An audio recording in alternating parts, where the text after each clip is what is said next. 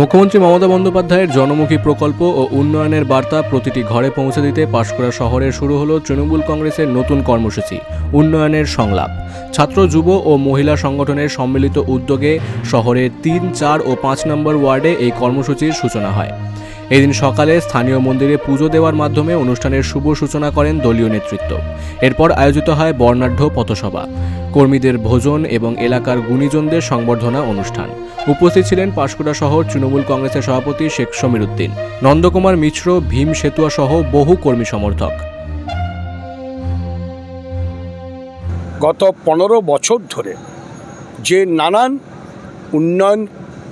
উন্নয়নী কর্মকাণ্ড সম্পন্ন হয়েছে, সমাপ্ত হয়েছে, আমাদের দিদি, আমাদের আরাধ্যা নেত্রী পরম সম্মানীয় মমতা বন্দ্যোপাধ্যায়ের উন্নয়নের কথা সংক্ষেপে বলে শেষ করা যাবে না।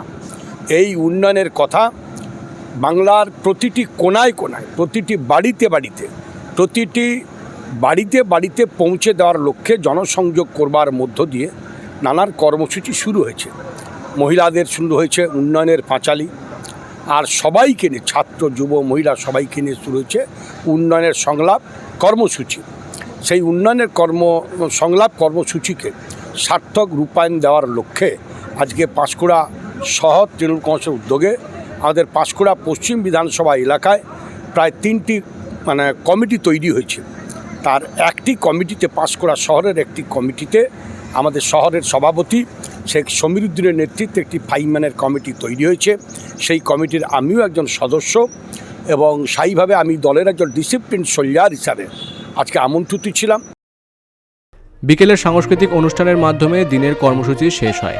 মূলত আগামী নির্বাচনের আগে উন্নয়নের খতিয়ান তুলে ধরে নিচু তলার মানুষদের সঙ্গে সেতু বন্ধনই এই সংলাপের মূল লক্ষ্য। পূর্ব মেদিনীপুর থেকে পূজা দাসের রিপোর্ট, বিগ নিউজ বাংলা।